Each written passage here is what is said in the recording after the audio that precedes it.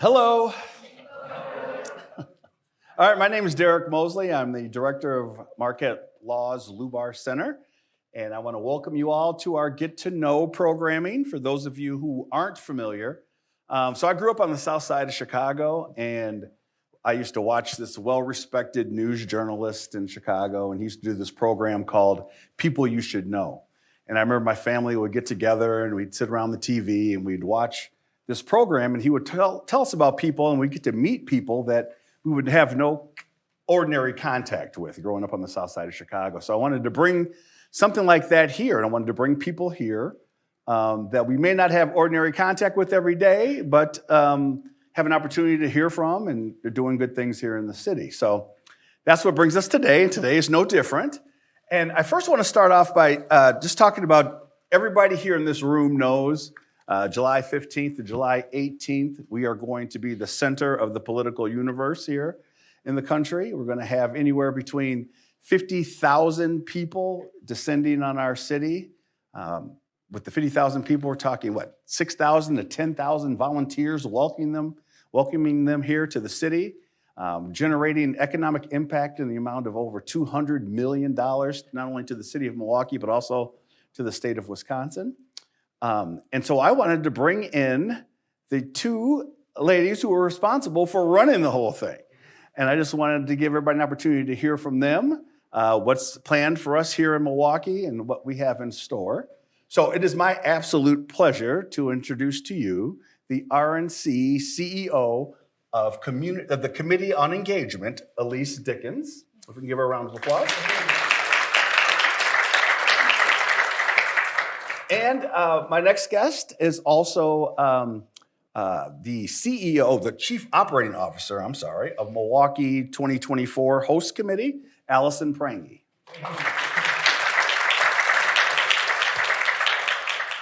All right, so let's just start, just get to know you all. So Elise, I'll start with you. So I know that it's interesting, you were born in Beloit, but moved to Baraboo, lived in Baraboo. Mm-hmm. Yep. Went to school here in Wisconsin. Yes.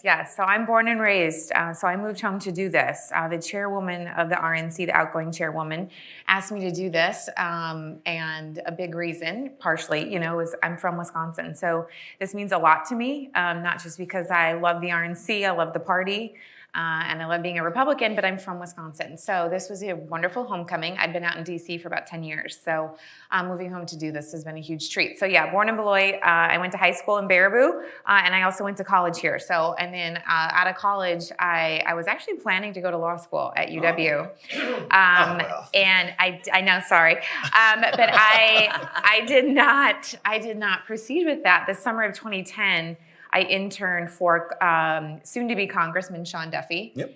And I loved it. I loved the experience. And I don't think that was my parents' intent when they encouraged me to take an internship with him. Because I was supposed to go to law school in the fall, but I deferred, and Sean won.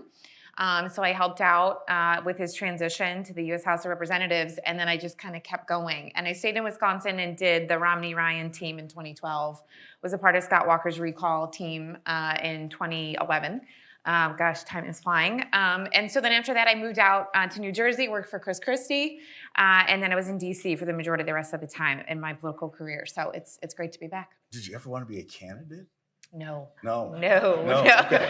I will never run for office. All right. So you like the behind the scenes. Exactly. Right. That is much more fun. And even talking publicly, this is the first time. I was always in fundraising. I've always been in that side of things, political fundraising. And so, public speaking, and we were always told to stay away from the media. So this is all new for me. Being outward facing, but I'm having fun. So easy questions, please. So let me ask you this. What does it feel like being a Wisconsinite, coming back and helping to kind of shining a light on what's going on here in the city? It's such an honor. It really is. And Milwaukee has grown so much. The state has grown so much. It's so important politically. I'm really proud to be from Wisconsin. And one thing I've noticed is, even when I moved out east, but then now just kind of doing this job, is people don't know Milwaukee, right? They're like, oh, I've never been there. Oh, I've never been to Wisconsin. I've always kind of wanted to visit. So they don't know what they don't know, right? And so I'm excited to showcase what a wonderful place this is. And I'm just so honored and proud to be at the helm. Oh, thank you. Yeah. Alison, yeah. Yours is a little bit different. You grew up in Germany, right? Yes. Yeah, West Germany? West Berlin. Yeah, West Berlin. And you actually could see the wall, is that correct? I did. I grew up biking next to the Berlin Wall, which is probably hard to believe. And I think a lot of kids my daughter's age have no idea there was a Berlin Wall. So, How was that? Just tell me how that was. I don't think I ever thought that it was anything different than anybody else could possibly be experiencing because you're a kid growing up there. I did get to be there though at a time that probably was super important to how I grew up. I'm super patriotic, and that's why this is such a fun job for me. Yeah. And I'm really a proud American. And we got to be there at a defining time in the world's, world history with the end of the Cold War. You were there when the wall came down. I was there when the wall came down, and Reagan gave his famous speech, "Tear down this wall, Mr. Gorbachev." So getting that experience, having that experience, like I still get goosebumps thinking about that. But that probably was the most formative thing. But yeah, I grew up, I would bike and you'd see the guard towers as you're biking along the Berlin Wall. We've been back to visit. The guard towers are mostly gone, and they'd watch you as you were going by.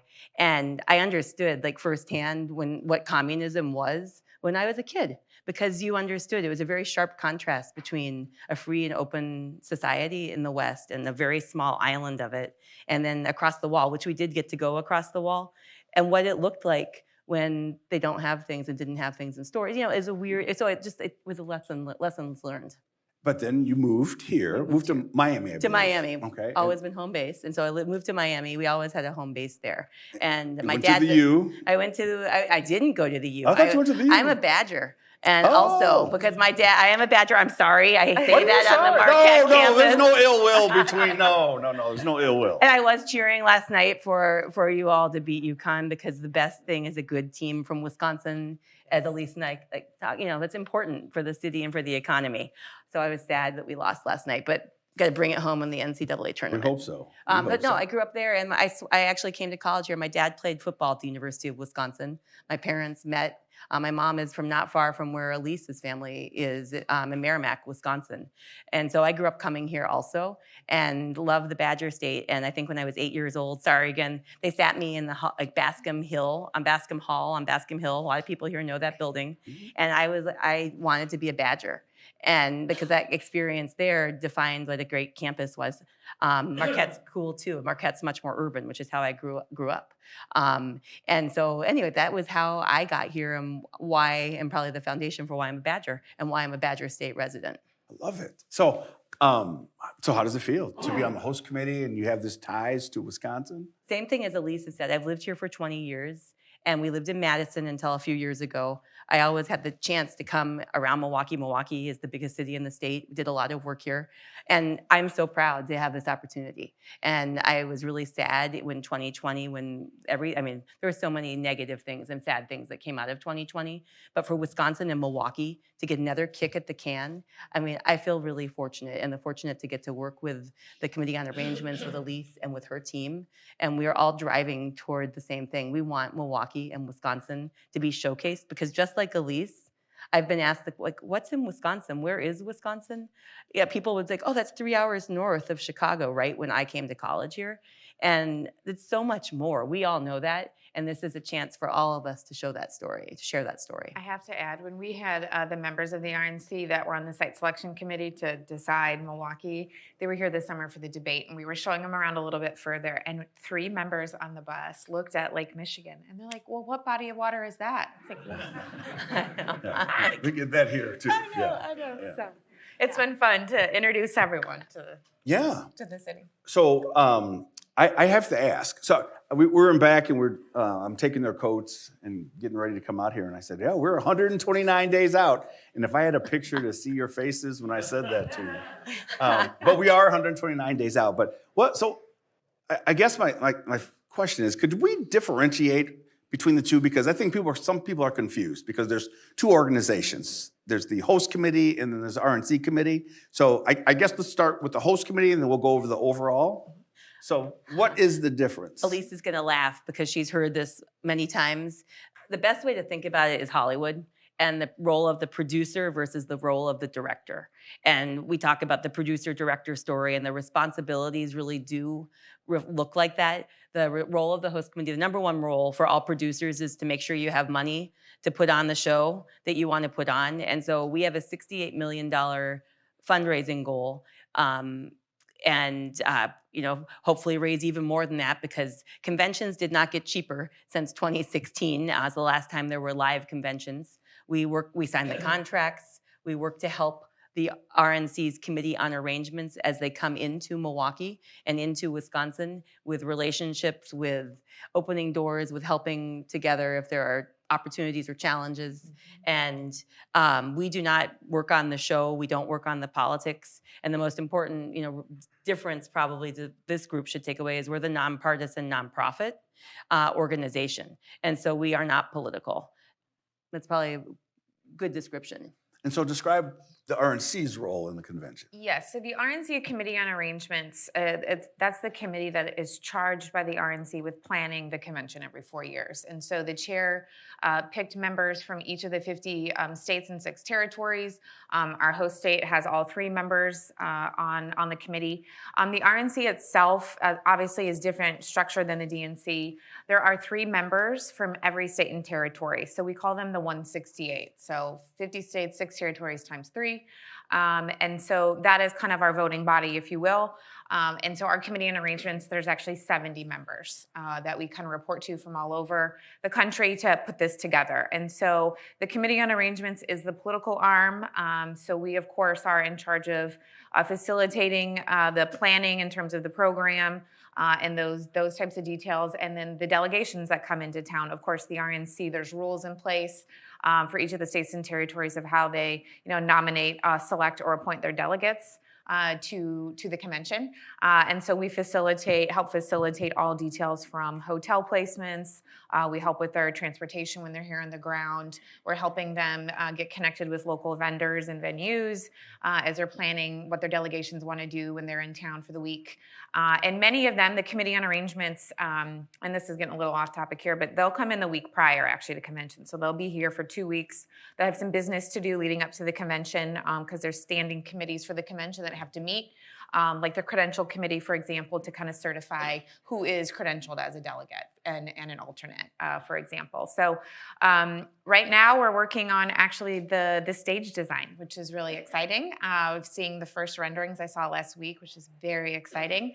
And so those more fun political details of what the program looks like, who's going to speak and when and where and how and all of that. So the host committee are wonderful partners. They, when we have a problem or we need to learn how to navigate something in the city or the state, we just work hand in hand, and it's been a wonderful partnership. And of course, Reince, who's heading up host committee, is former RNC chair, of course, former White House chief of staff, and he's from Wisconsin too. So, boy, yeah. And I think, to tag on to what Elise said, the other thing that both of us are mindful of, because we both are here, we're from here, we care, we're going to be here after the convention is over, is too, there was a lot of conversation in why Milwaukee got picked and the economic opportunity that is derived from the convention. And I think, Elise, you just hit on that when talking about how people will be here not just for 1 week, but a smaller group for 2 weeks. People have been coming to Milwaukee with the RNC since last year. Was that 2021 when the site selection, or 2022 when the site selection process started. And since then, the RNC has brought a lot of people here as the city was picked to host the convention. Really lucky to get a second kick at a can at the opportunity. But then with the debate and all of these other things that have happened, you're seeing economic impact that started in the spring of 2022 and will roll on through the convention. And then people talk about that as the runway, like in Cleveland, they're still talking about the economic impact that they have felt because of the ability the convention gave them to showcase the city and showcase what they can do when they welcome huge numbers of people. So it went down to, I think it was Nashville and Milwaukee was chosen. When did you, that was in 2022, I believe you just said. When did you both come on board? I came on board. I was working at the RNC at the time, and I have to tell you, I was secretly working behind the scenes. I was the finance director of the RNC at the time, and so the site selection committee that did a fantastic job for Milwaukee, and the mayor did a fantastic job. Peggy with Visit Milwaukee, amazing job. I was like, hey, I heard Nashville's doing this. I was trying to leak information because I wanted to hear so bad. But I came on board for convention, I guess, oh my gosh, it was in the winter of 2023. Yes, and I moved here full time in May. It was when we first had boots on the ground for our staff. Was May of last year. We had Peggy here in January for our Get to Know, and she was telling us how they rolled out the Cheese Force Ones, the Air Force Ones with the cheese on them. So when did you get on board? I know, I had to think about that too. I think I started in October of 2022 because the producer, you're there a little earlier to try to get things ready. I remember Elise moving here because they moved into their office like that May, and everything is. This is like working on for anybody that has done this a political campaign, even though we're a nonprofit, because there's a date, like you said, that date number, and I don't like to think about the number. I just look at the next day. I saw that on your face. But you're always going, and your feet, you just never stop. And the work isn't over because we have to end July 14th through 19th. That is it. And so we have until then. So there's no procrastinating allowed. So just wanted to mention that. Yeah, no, I'm glad you did. And Peggy has been phenomenal. Peggy. She is amazing. For those of you that don't know her, the CEO of Visit Milwaukee. She was here before both of us were here in her role as the CEO of Visit Milwaukee. And then the mayor, and I see his chief of staff here too, have been, like Elise said, they have been great. Like we wouldn't have had the success that we have been able to enjoy, I don't think, without them. I mean, that's been a great partnership. We actually had, when I first started, we had Mayor Johnson on, and he said it wasn't about blue and red, it was about green. And that's all he was worried about was the green. And so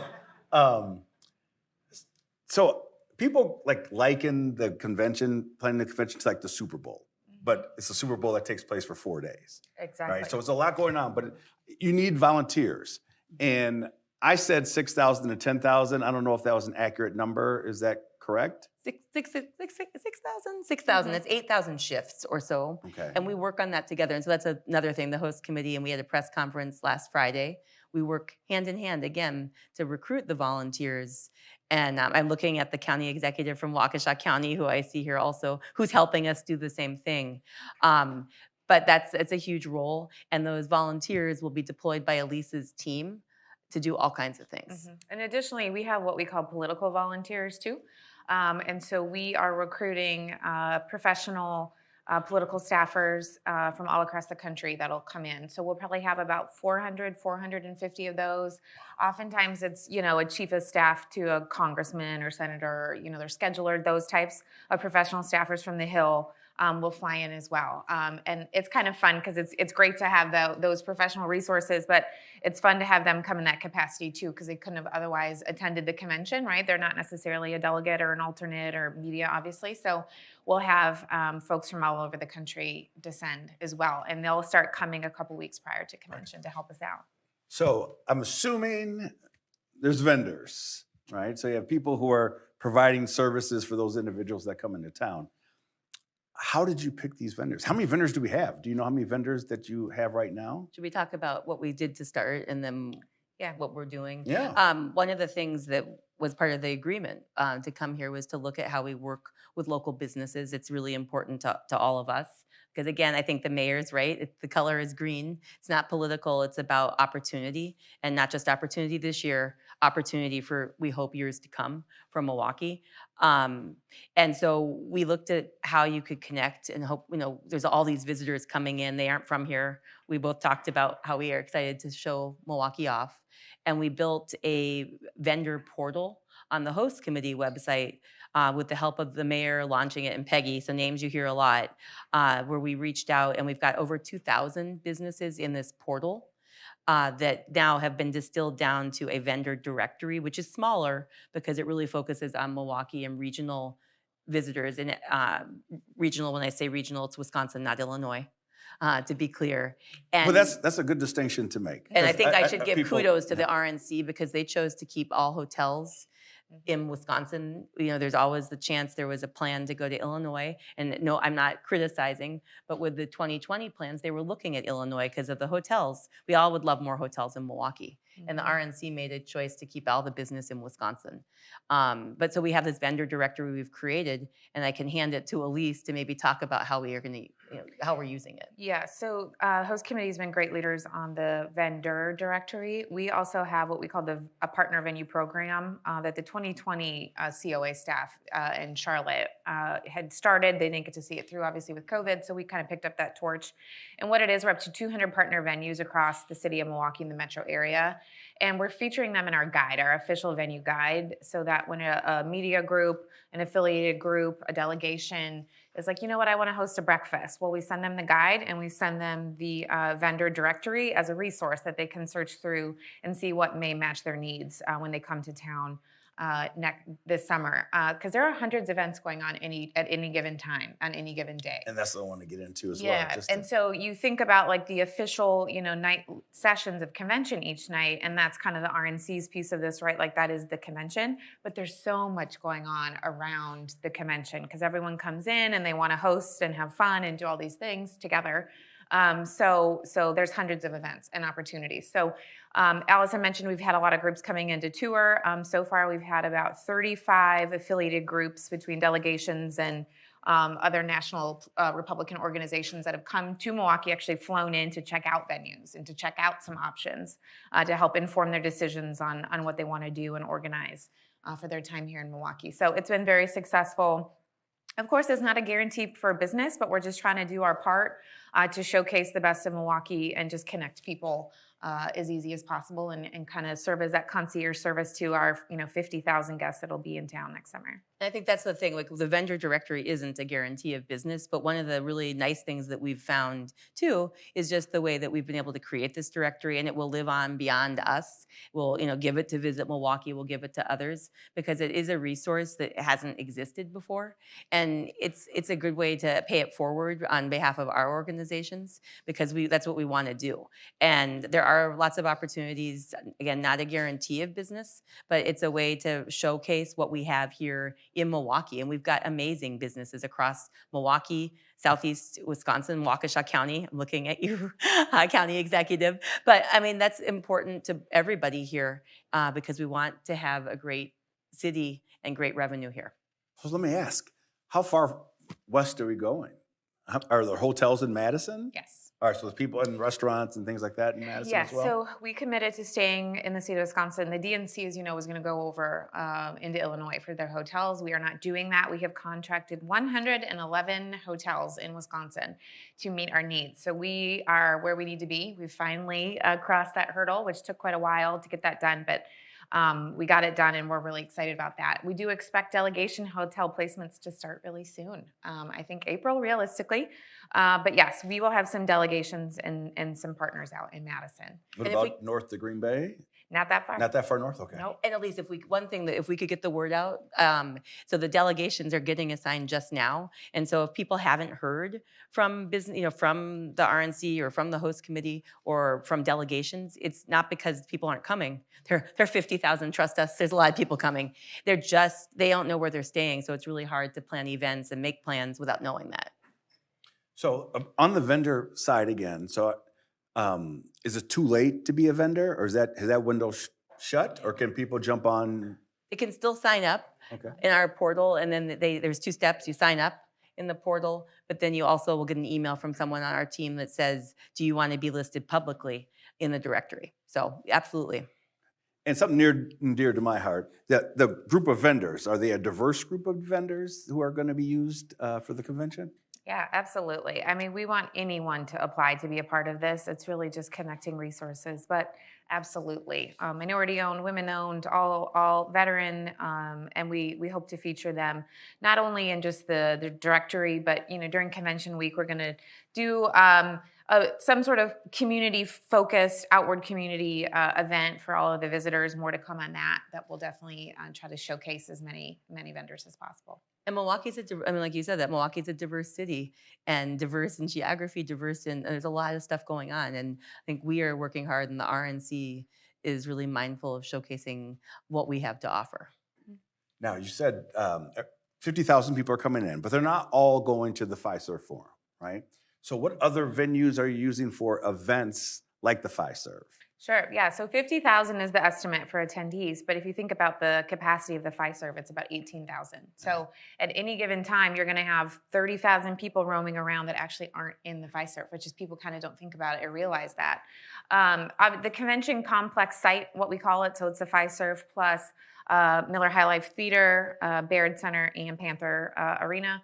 So those will be, key locations in terms of media and where the delegates are going to be in the actual programming. But we'll spill out all around and all across the city. The RNC is very focused on what goes on inside the convention complex sites. But like I said, all the delegations, they plan breakfasts and lunches and dinners, and all of the national organizations like the Republican Governors Association, because all the Republican governors will come in for it. The National Senatorial Committee, all the Republican U.S. senators will be coming in with their team. So they all do events as well, in addition to the delegations. Media, they do events as well. Vendors, national vendors, political vendors, they all come in because they want to host and do things. Corporate sponsors want to host and have visibility and wine and dine folks. So that type of stuff you'll see all across the city. And the region to some extent too, because it depends on where people are staying. But the main hub is here in Milwaukee, and that's what will be on global TV. That's what, when you think about, there's 15,000 reporters that attend a convention about, and so you think about the opportunity with that to tell Milwaukee's story. It's pretty awesome. Give me the range of vendors. What are we talking? I know restaurants and hotels. But what other vendors are you looking for? Oh, we have karaoke, we have dentists, we have a dentist, dentist, that's the one that I mean, you name it. Yeah, actually, Peggy mentioned that. Peggy said that someone broke a tooth at a convention before and they needed. So you have dentists on the dentists. We have florists. We have. I mean, you kind of anything you can imagine is in the directory. Cleaning supplies, cleaning services. I mean, you name it. Office supplies, balloons, we need printing, we need credentials, we need lanyards, just think about all the little things that people might need. Gift bags, any creative solutions we've seen people offering different, swag opportunity things, t-shirts, you name it, and we'll take it. And if you want to check it out, and it's searchable, so you can search it exactly with all the categories Elise just mentioned. It's MKE2024host.org, and Elise is probably really tired of me saying that website name. I think we've said it, and I think, do you want to give out your venue guide also? Just about your website? If you go to gopconvention2024.com, you can see the venue guides hosted on there. And it's on our website, but we proactively, are emailing that out, sending it to everybody so that they can comb through it. The first venue I have to share that was requested when we received our first venue request, I have to tell you, it was McGillicuddy's. And I was like, wow. I said, I don't know if I would have guessed that. And the group was like, no, we wouldn't have found it if we'd just done a Google search, right? Because they don't know where to start when they're trying to plan their trip. So we're trying to be as, white glove service. And so they're like, yeah, no, we saw the, capacity and we saw this and that. And that was the first venue that got chosen. I said, well, that's wonderful. So, you'll be surprised. You don't know what people need until they need it. So we have landscapers in the portal. And I asked a prior convention CEO, and I was like, have you used a landscaper? They're like, oh, yeah. We Really? needed someone to come in, and we had them help do some decorating outside of an event. So, are you in charge of the media? You said 15,000 people, part of the media, members of the media are coming. Do you do that as well, part of your role at the RNC, or is that separately? Okay. No, we do. We have a whole staff, our media operations team. It's a team of 5 to start, and they work directly with the congressional press galleries to help process and credential all the members of the media. So the galleries do it both for the DNC and the RNC. And then on top of that, there's specialty media groups. Times have really changed since 2016, since we've last done an in-person convention. There's content creators and there's influencers and there's all these different types, podcasters that all want to come in. And so we process those requests as well. So our team will work with the galleries, not only with credentialing, then they'll work with Secret Service to kind of help with that process, but then also place them for their workspaces, their broadcast spaces in and outside the Fiserv. And we have what we will call Media Row. It was started in 2012 in the Tampa Convention. It was very popular. Just imagine Panther Arena and all you can see are reporters and podcasters and content creators and Republican surrogates just working the room and just doing scheduled and unscheduled media hits, whether it's radio from anywhere in the country, that they could come in and do some of their various broadcast opportunities. So we help process and place all of that stuff and feed them, information on what they should cover.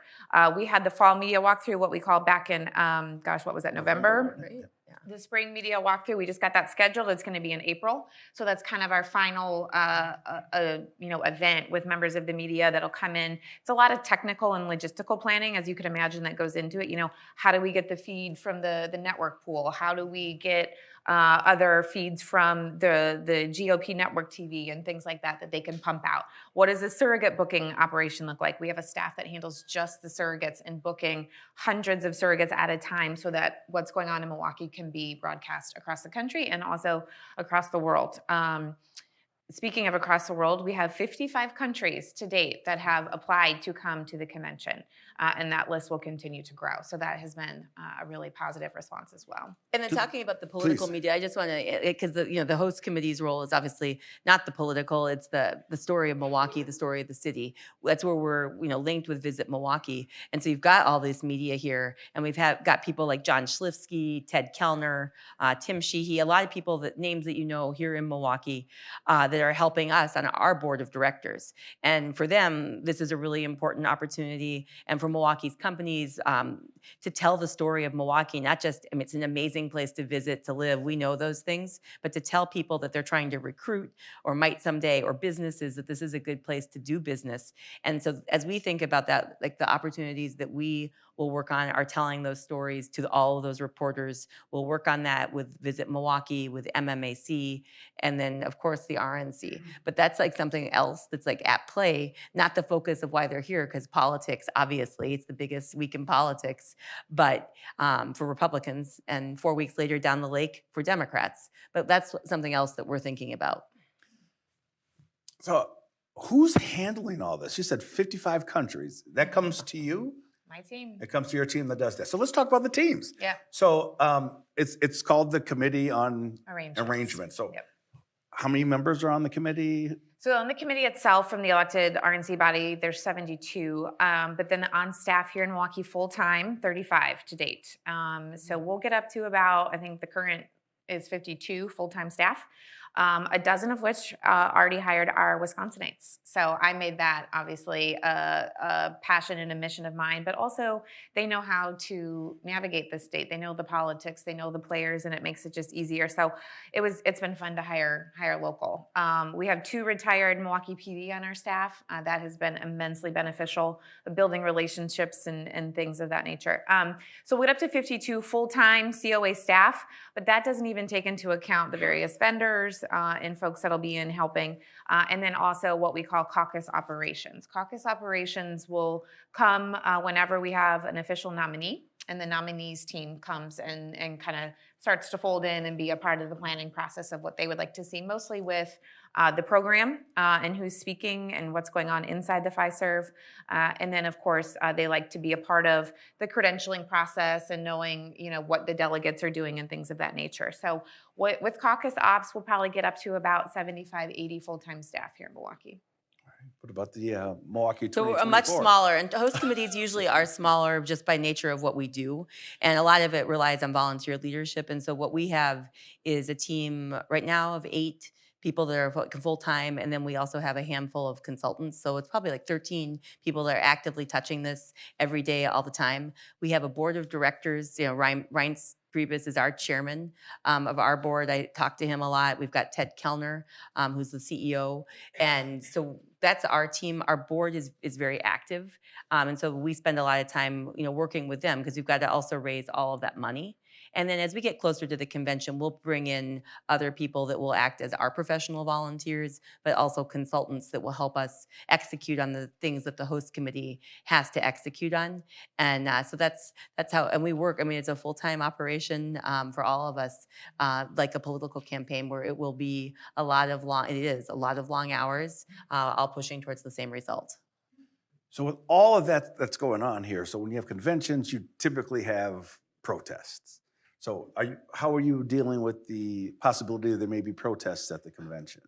Yeah, from the COA side, we always plan, to make sure that for our guest experience, that it's going to be as safe as possible, and that we're communicating and also being good partners with the city, with the state, with the host committee on what needs to get done in terms of coordinating those details, and of course respecting everybody's First Amendment rights as well, and coordinating with local law enforcement, state, and Secret Service. So. We always plan for it, but what we saw with the debate, luckily last summer, was we planned, for the worst, and it was, without incident. I think it went really, really well. It was a great dry run. The debate was to have it here and kind of work with the city and the mayor's team and the host committee on, what that looks like in terms of communication, and we were really pleased with how that went. And one thing that people might not know that I didn't know, and I've been to many conventions, is this is an NSSC designated event, and that means that the nutshell, Secret Service is in charge, right? I mean, Elise's team has the security personnel, as she mentioned. They interface with them. We work with them. The city works with them, and the police department. And I see Fire Chief Lipsky here also. But the first responders all work together on this, and you're going to be. There's 4 places that are NSSC designated events: the conventions, the inauguration, the United Nations General Assembly, and the Super Bowl. And so you're in probably the safest place in the country for a week. Like, you should feel really good about the plans that are being made. So can you talk a little bit about the convention? So who gets to go? First, let's start there. Sure. Who gets to go? So there's roughly 5,000 total between delegates and alternates. Each of the delegations from all the states and territories get a specific, it's 33% calculation of their delegate and alternate allocation, that they also get bonus guests, is what they're called, that could actually get tickets. On top of that, though, their delegations bring in spouses and their kids and staff and all these people. So that's kind of who actually attends on the floor, right? So when you imagine the Fiserv Forum, picture the floor. Everyone on the floor is going to be a delegate. In the lower bowl, you'll kind of see around, and that's where the alternates are. So if a delegate isn't available or they don't show up, they can sub in an alternate. Elected officials have access, as you can imagine. The senators and governors all have access to the floor as well.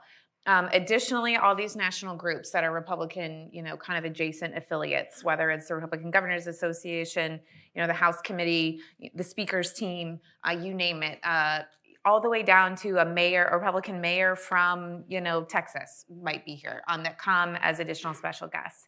The foreign countries, like I mentioned, the diplomatic corps that we coordinate with the State Department, they'll be in there as well. As you can imagine, major investors and major donors that are helping put on the convention, which has had a great response from Wisconsin companies to help fund this and showcase the state.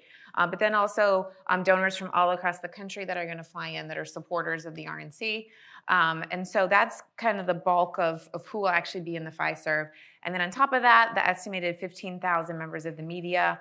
And then on top of that, there's a lot of staff that comes in, like the Hill staff that comes in, and vendors and people that just like to be in and around and a part of the events. So there's a lot of people that come, kind of like tailgating at Lambeau Field. Sometimes you go and tailgate, you don't have a ticket. They do the same thing for convention. And we've seen just a great response of the requests for hotel rooms and ticket requests.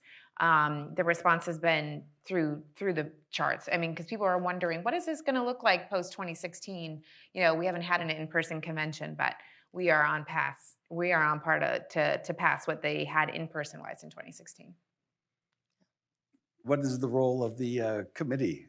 As we far work with the as- RNC. I mean, I think it's a partnership, and we have our own major donors that we take care of that are coming from all over the country. Obviously, we're very proud that we also have huge support here in Wisconsin and in Milwaukee specifically, and we're going to be working on the volunteers. We'll be working on all the things around the convention with the RNC that we need to work with the city, because we're a liaison to a lot of the organizations here on the ground and with the government and here locally.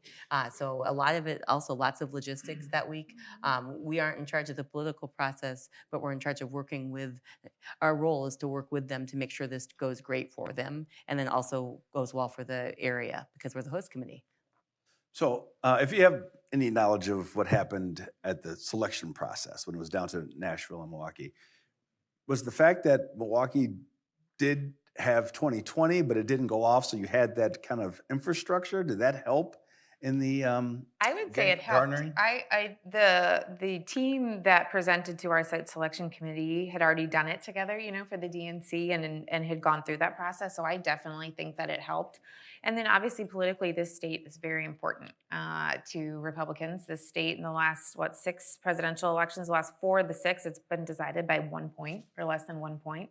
So that was not lost on anyone by any stretch of the imagination. I know there's a debate, politically, whether or not conventions actually move the needle.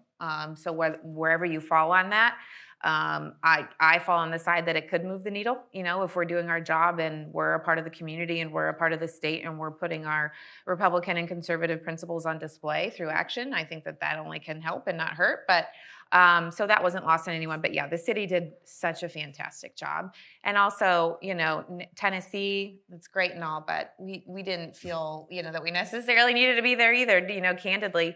But Milwaukee wanted it. I mean, and that it was felt like it really was. And the site selection committee and the chair of the RNC came back very excited. And Nashville did a good job. But it wasn't that warm hospitality and that hunger and that excitement.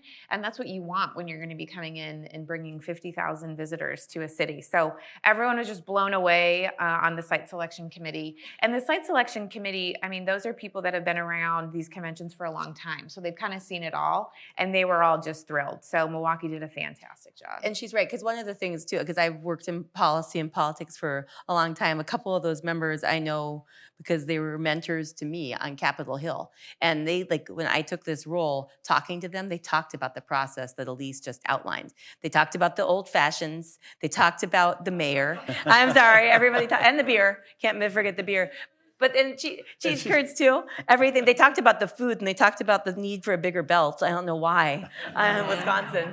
But I think Elise is right. And I just feel like saying that too is everybody that experienced Milwaukee and what the show that was put on for them. There's people in the room. I know Jim Villa, you were part of that host committee, and Chief Lipsky, welcoming people. People really felt, like Elise said, welcomed. And that Wisconsin's, we're better than Tennessee.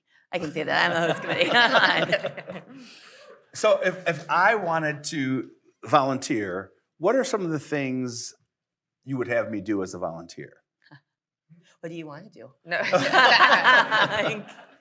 Is it that broad? Is it pretty much? Oh my gosh. Well, you could be at the airport greeting people when they arrive in Milwaukee. So our delegation questionnaire, it's going to go out next week. And so we're asking details. Where are you flying in? Are you chartering? Are you commercial? Are you chartering a bus? Are you driving separate? How are you getting here? How are you leaving? I mean, it sounds crazy, but we're trying to do that to help facilitate the most seamless possible arrival and departure, because obviously that's really important to us, but the host committee and Visit Milwaukee is really led on that. So we'll have airport greeters.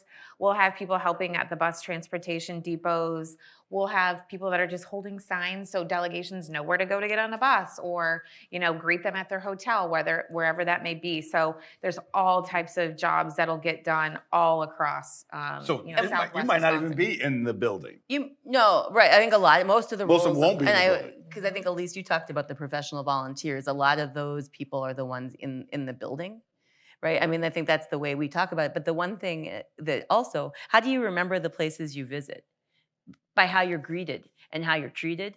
And our volunteers, they are the front line in that. Because if you meet crabby volunteers that don't want to be here, that's not going to be a great visit. DMV? We don't, right. Actually, my DMV experience was really good a few weeks ago. But right, I think that's something that Elise and I talk about. We know what it's like to be from here and be Wisconsinites. And we want people to feel that. And so when you talk about that role, that's so important, whether you're sitting at a hotel in Kenosha or you're sitting outside the Fiserv Forum pointing somebody a direction, that interaction is going to matter about why people are happy. And let me tell you, people talk about conventions where they weren't happy, right? And that is our goal, is to make people remember this is the best convention they've been to, right? Absolutely. Well, transportation is, I'll expand on that. 2012 Tampa lives in infamy at the RNC because of transportation issues. And so when I was appointed as CEO of the COA, in the first meeting that I had to give to the members of the 168, so our board, if you will, The only applause that I received was when I said, I will not let that happen. The transportation issues from Tampa happen in Milwaukee. And that was the only round of applause that I got. So transportation is top priority for us. Yeah. Is there any age limit for the volunteers? What's the youngest someone can volunteer? It's a good question. And Allie Delano is here, who's leading our recruiting efforts, and she's in the back. And if anybody wants to volunteer, she would love to talk to you today. Sorry, shameless plug. But there is a limit. 16 and over is the one we set alone. But if you're under 16 and you want to come with a parent or a guardian, we'd love to have you because, and I think maybe Elise, we want to talk about your internship program, but Yeah. like this is a great place, Republican or Democrat. You're not going to get to see a convention here again for a long time, very likely. It's very unlikely. We all know that. They move around. So this is a way for kids just to see why this happens and how it happens. And community service hours, it's a great way to get them. Two other ways to get the youth involved that we do in the COA is through our PAGE program and then also our internship program. So the PAGE program, each state and territory get one page that the delegation can select. So it's just a rich history of the party between ages of 16 to 20 that you need to be a page. And it's really just a way to get exposure to the political process. But they're important. I mean, they're runners on the floor. So, if someone on my, team needs to get information to the Texas delegation, the page will be the assigned runner to go, if we can't find someone or we need, the state chairman of Texas, for example, where is he? The page is going to go get him for us or her. So there's a page program. Those applications are handled directly with the state delegations and but happy to put anybody in touch if you have anybody that would be interested. Additionally, the internship program, the COA is part of the larger RNC, if you will, based out of DC. And so every summer we have a rather robust internship program, as you can imagine. So we kind of fold under that into that formal internship program that the RNC puts on. But we'll have about 30 interns here starting June 5th, I believe, here in Milwaukee for the duration of the summer to help us out and to learn and be a part of the process. So college students from all across the country. We're still taking applications until the end of the month. So again, you can get that information on our website, gopconvention2024.com. So we're excited about that too. And we do a speaker series with them. So they're kind of a part of the larger intern network, if you will. Every summer the RNC has a couple hundred total that go through it, the program. So we're pretty excited about that and to just bring in more kind of national attention, people from all over the place to be a part of it. It's a great experience since my first like internship or whatever were on Capitol Hill was at the RNC. So a long time ago, first job. So anyway, it's a great way for kids to see this. But the other thing I would say is we'll have interns for the host committee as well. So that's something too. We do not have as many, but they'll work on the volunteer program. They'll work on outreach, and then they'll work on some other things that we do because we do a lot of welcoming and a lot of donor care and those kinds of things because they're important. We would not have $68 million that we were working on raising without a lot of very generous support, both locally and nationally. So you brought up a good point, Alison, as far as are you working with local schools for this type of, because you said it's a great opportunity, right? So they have an opportunity to be a part of the process. Are you working with like Milwaukee Public Schools, for instance, and trying to get Yes, we've talked to them. We're working across the board. That's just starting. Allie, who's here today, is working on that as we speak. And we want to speak at MPS. We want to talk to, there's a lot of schools in the region. There's a lot of kids that would like to do this and make this opportunity available as volunteers. So that is something that we're in the process of. So if anybody here would like to reach out to us, let us know. We're also working through Rotaries. We're working through, you name it, a lot of different organizations to get the word out, and also companies too, because it's like it comes back. Sometimes if it comes from the parents to the schools, it's also good, and you need that because I think people are always very cautious in this day and age about polarization and about putting, it's something that we're aware of as the host committee because we're the nonpartisan organization, but so much good is coming from the RNC and their commitment to Milwaukee that this is really important. And as the nonpartisan host committee, we want people to put the politics aside when you think about volunteering because it's incumbent on our community to get those bodies recruited and participating, because that's the way this convention will be successful and people will experience Milwaukee. And so so if anybody has inroads that they can help us, the mayor has been great on outreach, on helping us, the county executive. And so we have a lot more work to do over the next couple months. And I saw you're working with the YMCA Yes, as well. with I didn't Carrie mention Wall. Carrie Wall. She's Yep. great. I got to be on her board in Madison when she was there for the YMCA of Dane County. And so we did a press conference where the YMCA is working to recruit within their organization volunteers for the effort.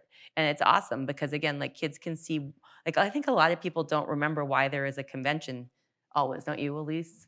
Absolutely. I mean, it's such a rich democratic tradition wherever you fall on the spectrum. And additionally, you just get exposure to not just the process, but also elected officials of all types from all across the country. It's a very unique experience, or if you're interested in the diplomatic corps and some of these, federal or international representatives that are coming in, it's a fascinating experience. And so we really do hope and encourage everyone to get involved and be a part of it. You mentioned it was important that everybody saw that you were engaged into the community. And I noticed that you made a $100,000 donation to Columbia Savings and Loans. Yep. And for those who don't know, it was the first Black bank in Milwaukee, one of the 8, I think, in the country at the time. Yeah. And it was the only bank that was giving loans to African Americans at the time. And you donated. They have this new program going on because I think it's 100 years with them right now. 100 years. Yeah, and so 100 years, 100 houses, and you donated $100,000 to that effort? And not so much donate. We put money on deposit there, and it's about banking locally. And we talked to Will Martin and to the banks board, and the mayor helped get us connected there because they're doing a program because they're really encouraging home ownership in Milwaukee and getting people the ability to buy their own home. And it's a way for us to be able to be involved in the community that's probably a little unexpected. But by taking some of the money that we raised, we put money towards their goal because they have a goal of putting X amount of dollars on deposit. So they're able to give X number of loans to people in the community for their 100th anniversary. And we were really proud to be a part of that. And I know that that's something that our board and the RNC, it's another way we can give back in the community and raise awareness about things that are important to the city. All right. Well, that's all my questions. So I'm going to open it up. We're going to have someone come down with a microphone. If anyone has any questions for either Elise or Alison. My questions deal with hotels. Are you going to be using the Marquette dormitories and UWM dormitories to house your visitors? And then secondly, do you determine which state delegations stay at Milwaukee hotels, Waukesha hotels, or Madison hotels? Well, great question. That second one I'll get to last because that is the delegations lobby all of us to try to get ideal hotels, as you can imagine. The answer is yes on Marquette and UWM student housing. We are using some of that, which is fantastic and ideal for location-wise and then also kind of some of our needs. So yes to that. Number 2, part of it is just a game of Tetris, right? So, there's New Jersey requested 250 rooms, the New Jersey delegation, for example. They want event space. They have, 10 rooms that need to be ADA. They've got, Jersey. 20 suites. They've got this. Yeah. So part of it is this game of Tetris. And then we try to put the delegations in one hotel if you can, right? For ease of transportation and, camaraderie and things of that nature. And if not one hotel, then, 2 nearby. So part of it is that, but also, let's be honest, part of it is, who are, how do I say this politically correct? Who are good supporters, who are doing good work in their states, who've been good actors, who's working hard, who's, meeting certain deliverables and benchmarks in their states. And so those types of things are taken into consideration as well. And so we've started that game of Tetris. Actually, a couple Saturdays ago, we sat in our office downtown. A couple of our team from DC flew in, and we sat there all day. We catered in from Waterfront Deli, and we sat there all day and had this whole wall, and it's all the hotels and all the states. And we were going through it. And so we did the delegations first. We've started the media as well. And then some of the other groups like donors and all the different national groups that are flying in. So, but as you can imagine, every time members of the different states have been here, so debate and site selection, they've been like, ooh, that one looks nice. Oh, do you think I could have the Cambria? I don't know. It's like the game though, because you go to conventions and everybody wants to know like that, and it is like they're like, well, I'm staying at wherever, and it's a status thing. Yeah, Bit. and some It's parts fun. of the Southern Caucus want to stay together because Yeah. they'll do joint events together. So we have to take a lot of factors into consideration to kind of team people up. And then, of course, there's personalities, right? One state doesn't like the leadership from this state, doesn't like this state. And you're like, oh my gosh, But then you Jersey. yeah, Jersey. Jersey. And also the congressmen and senators stay with their delegations for the most part, and their governors. So you've got that as a layer on top of it. So it's a big moving target. Daunting task. It is. It was kind of fun, to be honest, hold up in there, and we're like, okay, well, this doesn't work in this, but no, it'll be fun. And they're going to find out hopefully in April where they're staying, and then hopefully there'll be kind of a snowball effect of additional event planning and things of those of that nature. It's like a wedding seating chart. Yeah, times 10. Yeah. My question is a little bit more about infrastructure and logistics. So with all these 50,000 plus people, media, et cetera, does the city have enough capacity internet wise, Wi-Fi? Will there be any disruptions or adverse impacts on businesses, residents? And then also in terms of people staying out in Madison and elsewhere and coming in, I'm assuming you're using buses, for all that. How is that going to impact employees? If a business stays open in the city of Milwaukee, like we're being encouraged to do, versus having everybody be remote, how will that impact commuting? Great question. I'll start with IT. This is obviously a major piece of the planning process. We've got 3 people on staff full-time dedicated to IT. They meet all the time. They're meeting with all the large providers, so all of the 5 major, cell phone providers. What does that look like? Traditionally, all those providers, so Verizon, AT&T, T-Mobile, I don't know, I'm forgetting the other 2. They bring in I've learned a lot. I had no idea what a calf or a cow was. I don't know if you guys know that term. Calves outside of Wisconsin. Calves and cows are these little mobile trailers that all the cell phone providers bring to kind of boost service around the convention complex sites. So there's things that they're doing specifically for the convention to make sure that people in the convention complex sites and inside the FiServ, have cell phone connectivity and the Wi-Fi and things of that nature. But as far as the community relations piece of this and the community affairs, they're very focused on that. Obviously, a Verizon or an AT&T do not want any, of their customers to be impacted. And so they have, AT&T has been on the ground for probably over a year, frankly, doing these types of planning and community impact meetings to make sure that there's not interruption of service. Additionally, there's a whole added layer of cybersecurity. The Secret Service has a whole subcommittee on cyber.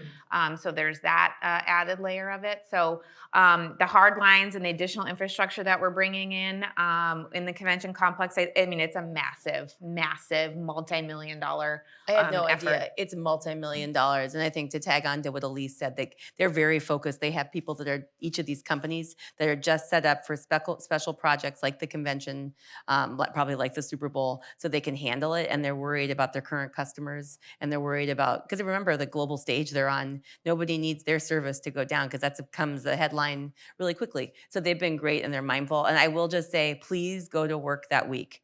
Like the one thing we encourage everybody, if you're not in, it's the Secret Service is really good about helping people work through issues like this, like getting to your access if you're in their perimeter. But outside the perimeter, we want Milwaukee to be alive in Milwaukee. And it's not going to be a huge inconvenience. I feel good about that, saying that, we hope. And it's worth putting up with a little bit if you haven't seen this before too, because it's really cool. And Milwaukee is its people too. And you don't want the businesses that are in like the 3rd Ward or whatever, you want them to be busy that week with their normal customers too, who patronize them because they're at work in their offices, they're going to their dry cleaners or whatever. Remember that those businesses need your workers if you have offices that you run. And so we just strongly encourage consideration on behalf of the host committee on that, and work with the RNC and the Secret Service to help figure out the best plan. Yeah, regarding transportation, as I mentioned, it is a huge, really important aspect of this. Not only just for the COA, but of course, state and local, law enforcement. There's so many stakeholders that are interested in what that looks like. How it works, we have a transportation management company that does transportation for the PGA and Super Bowls and all of this. They have subcontracted locally to get as much inventory as possible from Wisconsin, buses and golf carts and things of that nature. But this transportation management company has done quite a few of our conventions. They're fantastic. And Not it's Tampa. Not Tampa. Not Tampa. Just, Gosh, no. And so each of the hotels, we call them clusters, and there'll be dedicated transportation routes to these clusters to get them in and out of downtown for the convention sessions. And so we're working through, what that transportation route looks like and the timing of those things. But you'd be surprised there's not as many road closures as you would think. Those buses really should hopefully might have, police escorts. They'll have a Secret Service member most likely on the bus with them. Those buses are tracked from a command center. So we, if they get caught up somewhere, we know where, bus 10 is, in the state in terms of, security and safety and things of that nature. But as far as downtown, we will be as communicative as possible with Secret Service about road closures. That stuff's going to come much, much later. But Secret Service does have subcommittees that are doing, proactive outreach to the business community about what those impacts might be downtown. The perimeter, everyone loves to ask, so I'm just going to go ahead and inoculate that one. The perimeter won't be public until about a month out from the convention, as you can imagine, for security reasons, so that no bad actors get a hold of what that looks like and how they could maybe impact the perimeter. But really, it's what we call the hard perimeter, and then the soft perimeter. And the soft perimeter, all of it, the soft part is where you just can't drive, right? It's kind of a vehicle exclusionary zone.